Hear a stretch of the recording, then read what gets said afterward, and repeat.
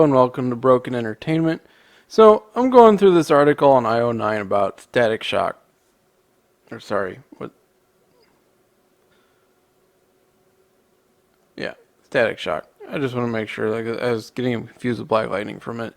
Anyway, they're talking about black hair and its role in this comic as a big representation thing. And I'm like, okay, whatever. You know, sure. I'm more concerned about story and character development and so on. Sure, why not? It can play a role. There's no reason it can't. It is a visual medium. And I'm like, there's nothing terribly interesting about this character. They changed his origins. So originally, his origins were different. Now his origins are he joins a protest of African American youth against the police, and they get gassed, and it gives him powers. So there's that. It's the political, the agenda driven. Like, just I'm gonna take a social commentary brick, and instead of making clever allegories or telling a really good story that connects to it in some way, I'm just going to take this brick and I'm going to hit the reader in the face with it. Like, there's no subtlety in comic storytelling whatsoever anymore. But that's not what I'm making this video about. So, I'm reading it and I'm like, okay, nothing terribly interesting about the article itself. It is IO9, so of course they're going to, praise everything DC and Marvel does. And then I scroll down and see this picture of one of the pages where it's talking about him, stumbling into his powers and trying to figure out how to control them. There's nothing wrong with that on a conceptual level. But there's two things that I can't stand in this page, and I'm going to scroll down. And so please, if you're not, look at the screen. I mean, this panel right here, is that where we are now in the Western comic book industry? That's your answer to being owned by manga? This picture? We already know, Emilia Clarke's coming out with her own comic book character whose powers are derived from her period and who swings from her armpit hair like Spider-Man. Look, this stuff is part of life, obviously. But do you want to see it in a comic book? Is that what you want to see?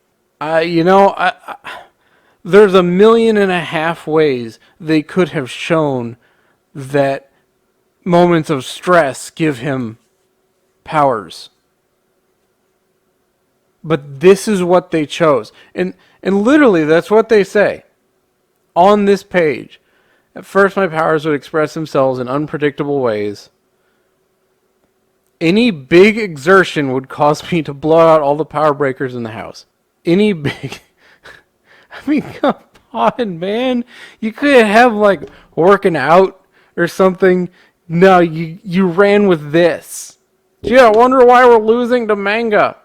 Oh, I don't know. It's a freaking mystery. So my other issue is the art is it's all computer generated. I mean, just look at it. You can tell, like, the house here looks all right, but this background is weird, and his image itself looks very strange. This is kind of cool, him shocking the keys, admittedly. Then you got the extra CGI look going on here. This panel in particular is not very good looking in that same regard. So, what are his villains? I don't know. I lost interest when I saw this on the page. okay, I wasn't that interested to begin with, but I'm like, maybe they'll say something that interests me. And then they show me this. This is their example page that they want to impress you with. This is the American comic book industry right there.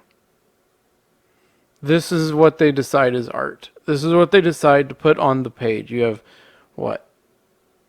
Limited number of pages per comic book. You're paying 5 to 6, we'll be generous and call it $4 to $6 per book.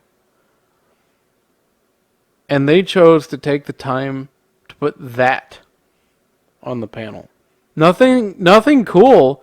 This is basically a training montage, and the rest of it's all right. It talks about he motivates himself with anger from every slight, every insult, etc. That's understandable. It works well for what is basically a teenage hero. That's all well and good. But for big exertion, that's what you went with. So next time you see the numbers and you wonder what's going on with the comic book industry, remember this page. I don't know what else there's to say about it, really. I'm kind of speechless on it, honestly. Probably the second worst thing I've seen DC produce. The other worst thing being the infamous Batman getting out of the Batmobile and stripping off all of his clothes, and you could see his bat tool, so to speak, pretty clearly. And they had to actually go back and censor the book. This is the kind of stuff they're doing. Think about the target audience of this. When I buy a comic, I buy it with a kid in mind. Just saying. Like, I don't want to see Batawang, and I don't want to see somebody on the toilet. I want to see interesting plots. I want to see character development. I want to see cool stuff. You could take out this picture and nothing changes whatsoever about this page. Nothing. It doesn't convey anything interesting in the plot. It doesn't accomplish anything. It just exists. I guess it's supposed to be humor. I don't know. Let me know what you guys think in the comments. If you like the video, hit the like button. If you're not subscribed, please consider subscribing. Hit the bell for notifications, and I will see you next time.